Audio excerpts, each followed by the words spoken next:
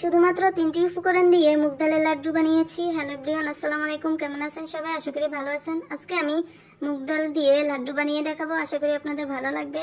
প্রথমে আমি এখানে 1.5 কাপ মুগ ডাল নিয়েছি, তারপর পানি দিয়ে ভিজিয়ে রাখবো। তো পানি দিয়ে দিলাম।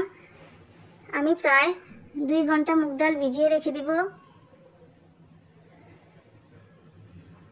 ভিজিয়ে রাখা শেষ হয়ে গেলে তারপর আমি পানি ভালো করে ঝরিয়ে নিব। আমি একটি চালনিতে পানি ঝরিয়ে দিয়ে দিয়েছিলাম। এখন আমি ব্লেন্ডারে ব্লেন্ড করতে চলে যাব।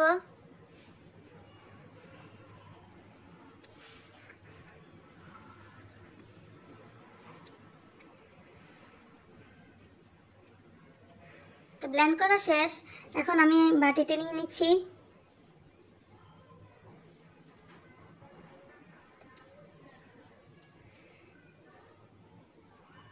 ডাল বেশি মিহি করব না।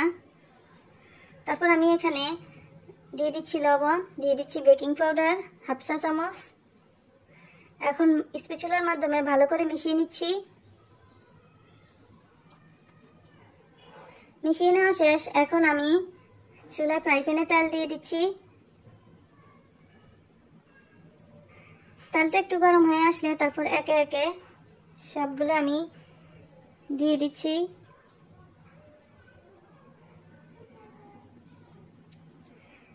খুব অল্প আছে আমি ডাল ভেজে নিব। এক পাশ হয়ে আসলে আরেক পাশ উল্টিয়ে দিচ্ছি। তো ভাজা শেষ হয়ে গেছে, এখন আমি উঠিয়ে নিচ্ছি।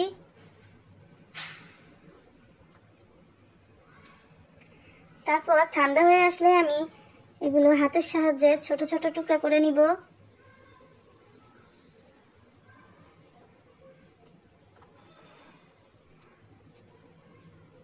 তো দেখতে পাচ্ছেন আমি কিভাবে ছোট ছোট টুকরা করে নিচ্ছি।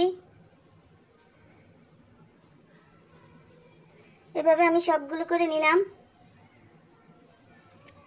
তারপর এখন আমি ব্লেন্ডারে ব্লেন্ড করে নিব। আমি ব্লেন্ড করে নিয়েছি।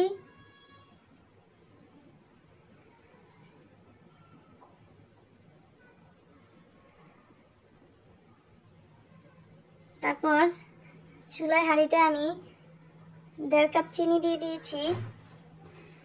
তারপর দিয়ে দিয়েছি পানি। আমি পানি 1 কাপ দিয়ে দিলাম। এখন আমি সামান্য একটু অরেঞ্জ ফুড কালার দিয়ে দিয়েছি এলাচের গুঁড়া সামান্য। এলাচের গুঁড়া দিলে কি হয়, ফ্লেভারটা খুব সুন্দর আসে, ঘ্রাণটা খুবই ভালো লাগে। তারপর আমি এখানে দিয়ে দিয়েছি সামান্য একটু লেবুর রস। চিনির মিশ্রণটা ফুটে আসলে তারপর আমি এখানে দিয়ে দিয়েছি সেই মুগ ডালের মিশ্রণটা। এখন ভালো করে মিশিয়ে নিচ্ছি।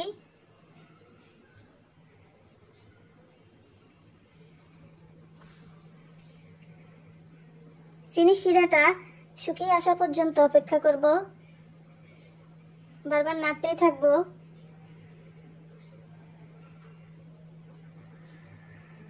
শেষ পর্যায়ে আমি এখানে একটু 2 চামচ ঘি দিয়ে দিচ্ছি।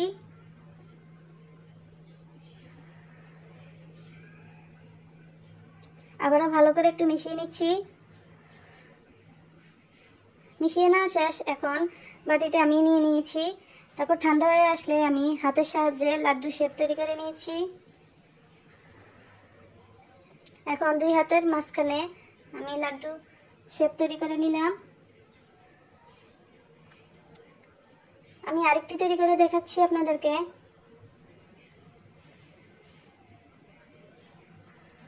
খুবই মজার এই মুগ ডালের লাড্ডু। খুবই কম সময় এবং মাত্র 3টি উপকরণ দিয়ে আপনারা এই লাড্ডু বানাতে পারবেন। তো আমার এই লাড্ডুগুলো কেমন হয়েছে কমেন্ট করে জানাবেন।